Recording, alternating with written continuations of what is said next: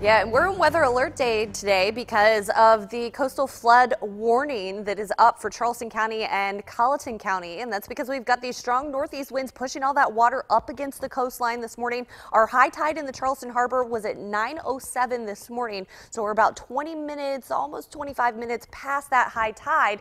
And we're going to see things start to improve from here. However, the damage has already been done with that tide getting up to around 8 feet in the Charleston Harbor. That was the forecast there. And that's why they did end up issuing a warning rather than just an advisory for Charleston County. Now, Berkeley County, as well as Beaufort County and Georgetown County are under that advisory this morning as well. We are expecting some flooding issues, coastal flooding issues through those areas also. However, it's just not going to be as severe as what we're seeing, especially in downtown Charleston right now. Although Pawleys Island tweeting out some pictures this morning of those higher tide levels as well. As we take a look at what's going on here, the concern is that we're also going to see some of those tides, the higher than normal tides being impacted by heavy rains. And we're looking at another round of heavy rain to move through the area here in just a little while. But up to the north, we've got this mess of a system here with snow into North Carolina, the southern Appalachians there, even into the upstate of South Carolina, seeing some sleet and freezing rain mixing in up through the upstate there. For us, it's just an all rain event, but this is what we're concerned about, especially now.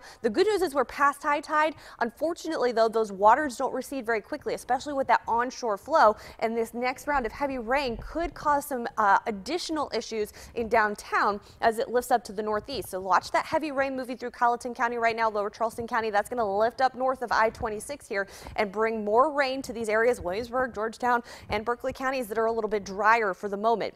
So our Futurecast model continues to bring in the rain, pockets of heavy rain from time to time through the early afternoon hours. And then we clear out west to east, south to north as we head into the afternoon. So by 3 o'clock, actually, the latest run of the models has us clearing out by 3 o'clock this afternoon, but we're going to keep a lot of cloud cover going into the afternoon. And this evening, we should get a nice little lull before we start to see some of this wraparound moisture move back in.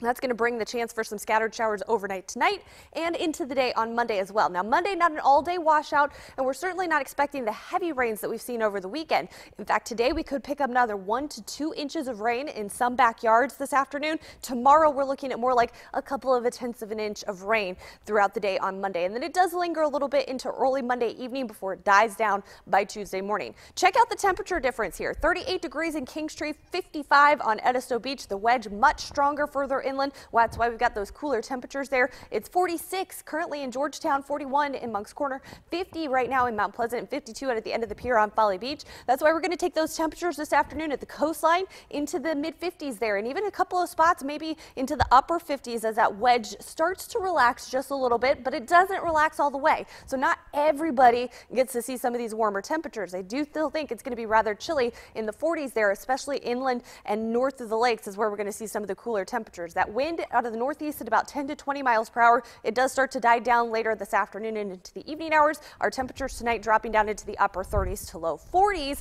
and those winds dying down to the north at about 5 to 10 miles per hour. Then tomorrow, again, a chance for scattered showers with highs only in the mid-40s.